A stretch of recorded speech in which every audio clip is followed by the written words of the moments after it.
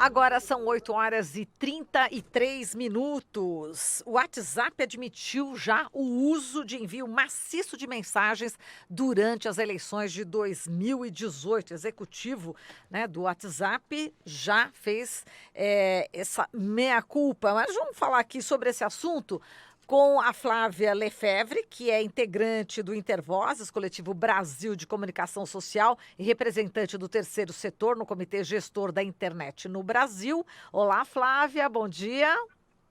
Bom dia, Marilu. Bom dia a todas e todos. E também com o José Carlos Portela Júnior, advogado, criminalista, professor de processo penal na Unicuritiba, Centro Universitário Curitiba e membro do coletivo Advogadas e Advogados pela Democracia. Olá, Portela, bom dia. Olá, bom dia, Marilu, bom dia, ouvintes. Bom, diante dessa declaração, né, desse gerente de políticas públicas, né, e eleições globais do WhatsApp, de que realmente admitiu o envio maciço ilegal de mensagens, o que a gente pode supor em relação às próximas eleições? Será que o nosso sistema aqui, o Tribunal Superior Eleitoral, estará preparado também para eventuais fatos como ocorreram em 2018? Queria saber a opinião de vocês e como vocês viram eles admitirem, né, que houve essas ilegalidades nas eleições e as repercussões que isso poderia acarretar nas eleições. Flávia. Então, Marilu, eu acho que foi muito importante, embora que tardia, né, a revelação, a admissão pelo WhatsApp do que aconteceu, porque, na realidade, apesar da gente estar muito preocupado com as eleições do ano que vem, mas a gente ainda está muito preocupado com o que aconteceu nas eleições de 2018. Inclusive porque existem processos correndo, né? E existiram naquela época, na época das eleições, antes do segundo turno, denúncias que a própria Folha de São Paulo fez a respeito de práticas que foram adotadas, especialmente pelo PSL, e que violavam diversos dispositivos da lei eleitoral, especialmente as que proíbem a contratação de cadastros de eleitores que não sejam aqueles relativos aos cadastros dos partidos e candidatos, a veiculação de disparo em massa contratado por empresas que não sejam exatamente as plataformas utilizadas, a veiculação de notícias feitas para denegrir a imagem do outro candidato, ao invés de promover o próprio candidato, e, além de tudo, a contratação por empresas, né, de apoio a campanhas, a financiamento de campanhas, que também é proibido, porque, ainda que não tenha sido declarado, né, de fato, o que aconteceu e que está revelado agora é que foram contratados por outras empresas, como a própria Folha já havia demonstrado, né, indicado, denunciado, e contra o que determina a lei eleitoral. Não é à toa que disse por aí, né, as pessoas defendem o PSL dizendo que foi a campanha mais barata, mas foi a campanha mais barata justamente porque não se apresentaram as contas relativas a esse tipo de funcionamento que era ilegal. Então, você tem uma série de ilegalidades em cadeia que comprometem a eleição do ano passado e que eu espero que o TSE dê consequência agora a todos esses fatos que se complementam e formam um quadro grave de ilegalidade. Exato, o TSE proíbe, né, o uso de ferramentas como softwares de disparo em massa e também configura crime de caixa 2, né, não declarar aqui os gastos da Justiça Eleitoral, não é isso, Portela? É isso mesmo, a Flávia fez um bom, mostrou bem, né, para o ouvinte toda a cadeia de ilegalidades que contaminou essas eleições. E se essas ilegalidades de fato ocorreram, e como os indícios são muito fortes de que realmente ocorreram, não haveria outra saída que não fosse anular as eleições, né? Isso é o que determina a lei. Então, cabe à Justiça Eleitoral avaliar essas provas, e agora, com essa assunção dos fatos, como aconteceu aí na notícia de ontem pelo WhatsApp, cabe à Justiça Eleitoral avaliar esses fatos e declarar nula as eleições, né? Nós estamos aguardando uma posição da Justiça Eleitoral já há um tempo, né? Porque desde o ano passado já se sabia de muitos fatos que foram elencados aí pela Flávia, que demonstravam que as eleições presidenciais não transcorreram dentro do que a norma eleitoral determina. Mas até agora a Justiça Eleitoral, de uma maneira muito leniente, não se posiciona como o público espera.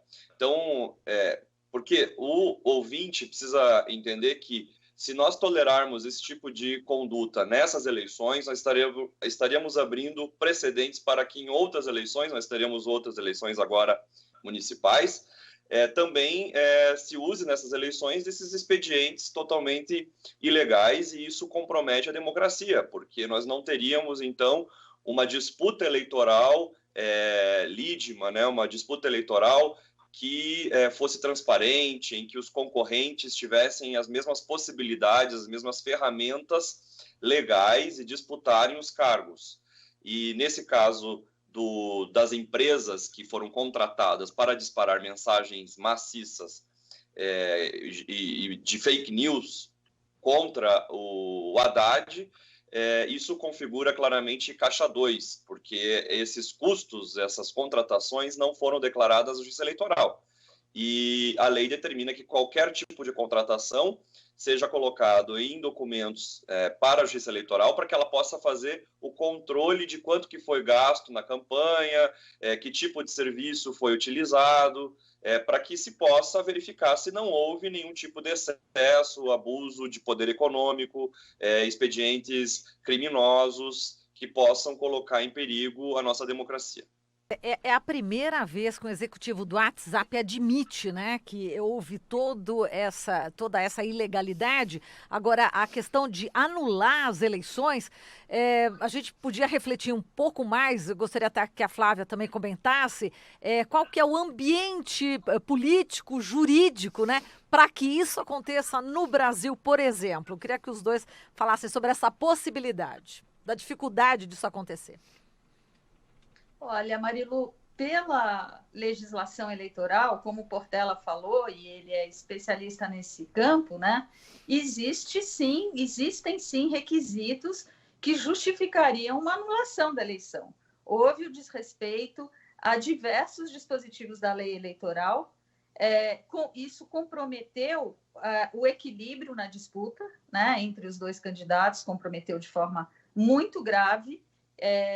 Há diversas pesquisas, né, de institutos, de universidades, demonstrando o desequilíbrio que aconteceu nessas eleições. E, além disso, se a gente olhar para o ambiente político que a gente tem hoje e as questões gravíssimas que vêm acontecendo no campo de garantias fundamentais, garantias de preservação do meio ambiente, garantias de bens públicos e soberania do país com relação a diversos aspectos. Eu vou falar um especificamente que aconteceu agora, uma aprovação de uma lei de telecomunicações que entrega o patrimônio das redes públicas, né, de telecomunicações no Brasil inteirinho, para as empresas de telecomunicações, para as concessionárias. Quer dizer, a gente tem um cenário de perdas, né? Não só no campo dos direitos fundamentais, mas no campo da soberania do país sobre aspectos econômicos fundamentais que afetam o emprego, afetam desenvolvimento social, cultural, porque no campo da educação também as questões que vêm acontecendo são gravíssimas. Então, eu acho que, além das ilegalidades que agora ficam mais patentes, porque as ilegalidades já estavam patentes, eu acho que desde o ano passado, mas que com a admissão pelo representante do WhatsApp elas ficam mais patentes.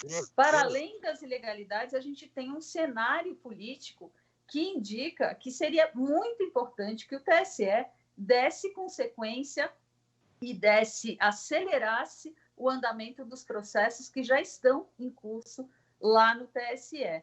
E um outro aspecto que eu queria destacar é o fato de que não é possível que o WhatsApp só tenha percebido isso agora, né? Então, quando houve a reforma da lei eleitoral, que colocou as grandes empresas, aplicações, empresas privadas que atuam na internet, com domínio do mercado indiscutível, não só no Brasil, mas fora do Brasil, como os principais palcos do debate político brasileiro, e essas empresas aceitaram esse encargo, porque ganharam muito dinheiro com propaganda eleitoral, elas também têm responsabilidade.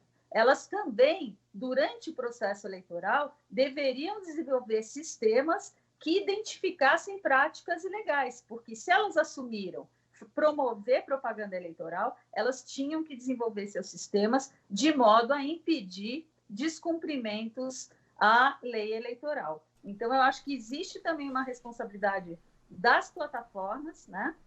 E aí a gente não fala só do WhatsApp, a gente tem que lembrar que isso aconteceu no YouTube também, e pensar numa possibilidade de a gente levar mais a sério como é que a gente acompanha e supervisiona a atuação dessas empresas.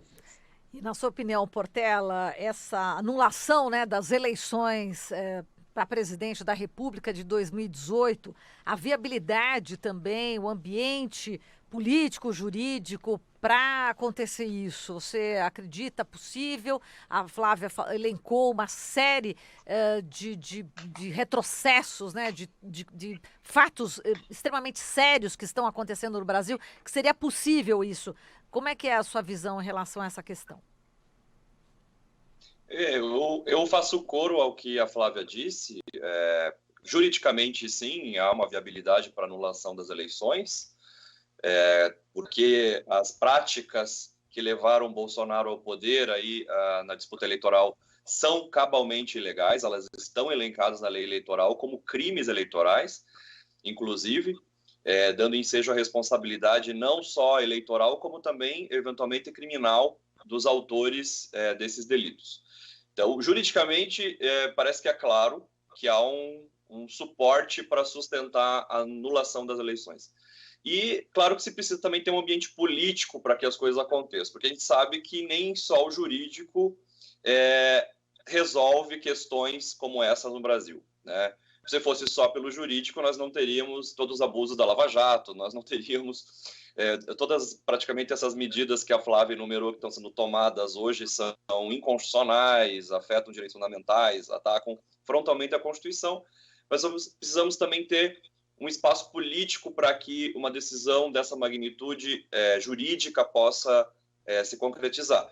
E acredito que o momento que nós estamos vivendo agora, com o desmonte da democracia, que está sendo sentido pelo povo, diretamente pelo povo, pelo trabalhador, pelas mulheres, pelos negros, pelos indígenas, pela população LGBT, pela população que depende da saúde pública, né, a população que depende da segurança pública e que não está tendo atendido a esses reclames. Muito pelo contrário. Naquilo que poderia o governo do Bolsonaro entregar ao povo um serviço público, ele está retirando o serviço público ou desmontando aqueles serviços públicos que foram recentemente criados ou aprimorados. Além disso, como a Flávia colocou, questões que afetam frontalmente a nossa soberania e que vão desmontar a nossa economia nacional, o desenvolvimento nacional, a questão da ciência e da educação, o desmonte da ciência e da educação, a destruição do meio ambiente e a entrega dos nossos recursos naturais e a transformação no Brasil num mero celeiro, numa mera fazenda exportadora de commodities a preço vil.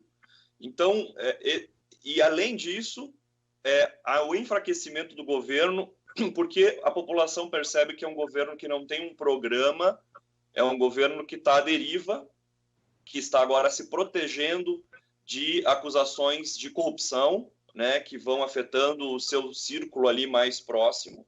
incluindo os familiares do presidente Bolsonaro. Também a questão que é muito delicada das milícias, do envolvimento das milícias no governo do Bolsonaro, e também a questão do lavajatismo, que vai se mostrando cada vez mais violento e cada vez mais fascista, e isso tem despertado a atenção de setores da sociedade que até então apoiavam a Lava Jato. E isso é perceptível até mesmo agora, como a gente vê pelos discursos dos ministros do STF. Então, o que eu quero dizer com isso é que vai se criando um ambiente político para que algo tão dramático como é a anulação de uma eleição possa se concretizar e aí se fazer valer o ditame legal de que não se pode, numa disputa eleitoral, usar de qualquer expediente para se chegar ao poder, porque isso afeta, obviamente, o coração da democracia. E eu só queria terminar essa parte falando de como é importante essa discussão que nós estamos fazendo agora no Brasil sobre os expedientes utilizados na concorrência eleitoral, usando de redes sociais, porque é um debate que está sendo feito no mundo todo, né? Até que ponto há uma regulação ou não há uma regulação, a responsabilidade dos agentes econômicos que exploram esses serviços de rede social, como a Flávia suscitou, como nós temos permitido ou tolerado que redes sociais usem e abusem do poder econômico para destruírem democracias. E aí nós temos vários exemplos, como o Trump nos Estados Unidos, a eleição que levou Trump ao poder nos Estados Unidos, e a saída da Inglaterra da União Europeia, né, o Brexit, em que ficou demonstrado que empresas que exploram dados pessoais dos eleitores conseguiram direcionar os resultados eleitorais a partir de bombardeamento de fake news e manipulação de dados. E é o que nós estamos vendo no Brasil, nós já tínhamos indícios disso desde o ano passado, e agora com essa assunção de responsabilidade pelo WhatsApp é algo extremamente grave e que a Justiça Eleitoral certamente vai ter que dar uma resposta assim, à altura, se ela realmente quer fazer preservar a democracia brasileira. Lembrando do documentário Privacidade Hackeada, né, onde outros lugares, como você falou, né, enfim, a questão do Brexit, Trump, países também outros, né, onde houve a manipulação, dependendo do que se definir aqui no Brasil, também pode ter um efeito em outros países, né, lembrando desse documentário que eu acho que é necessário que todos assistam, Privacidade Hackeada, que realmente retrata isso que vocês estão falando, não é isso, Flávia? Sim, porque todo esse mecanismo utilizado para a campanha de desinformação nas eleições, ele se dá especialmente com a utilização dos nossos dados pessoais, né? A gente tem que lembrar que o WhatsApp, ele é uma empresa que compõe o mesmo grupo econômico que o Facebook, né? E o Facebook, quando comprou o WhatsApp, disse que não iria comunicar as bases de dados do WhatsApp com o Facebook. Mas pouco tempo depois, um ano e pouco depois, anunciou ao contrário e falou que a base de dados estava cruzada. E aí a gente vê nas pesquisas que foram feitas para apontar as ilegalidades que aconteceram nas eleições do ano passado, que muito dos dados, né, e da coleta de dados e da atividade de perfilamento de eleitores para encaminhamento de mensagens específicas, explorando medos, inseguranças específicas das pessoas, né, se fazia com a utilização de grupos públicos do WhatsApp, como o próprio representante do WhatsApp confirma agora, né? E reforço que as pesquisas do Instituto Nacional de Ciência e Tecnologia do Rio de Janeiro apontou, do ITS, enfim, tem diversas pesquisas que mostravam isso. Essas bases de dados do Facebook e do WhatsApp foram utilizadas para coletar os nossos dados pessoais, inclusive números de telefone, né? Aplicar algoritmos para fazer o perfilamento, pessoas mais positivas, mais negativas, pessoas mais inseguras, indecisas, e, com base nisso, encaminhar as mensagens para interferir, modular o voto, modular a opinião, comprometendo direitos fundamentais, comprometendo nossos direitos políticos, garantia da dignidade da pessoa humana, né? Porque quando invadem a tua privacidade nesse nível, a tua intimidade nesse nível, está havendo um desrespeito a direitos da personalidade. Então, a gente tem que ficar atento, inclusive nesse momento em que a gente está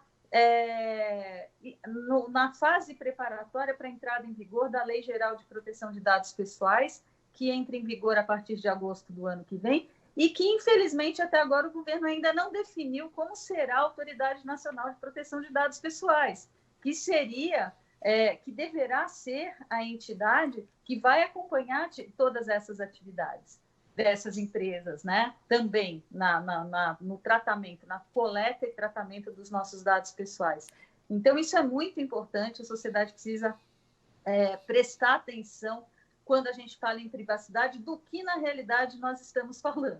Muito bem. Bom, e com esse alerta, a gente termina aqui a nossa conversa. Obrigada para Flávia Lefevre, que é do Intervoz, e também José Carlos Portela Júnior, criminalista, e também do coletivo Advogadas e Advogados pela Democracia. Muito obrigada para os dois. Um grande abraço.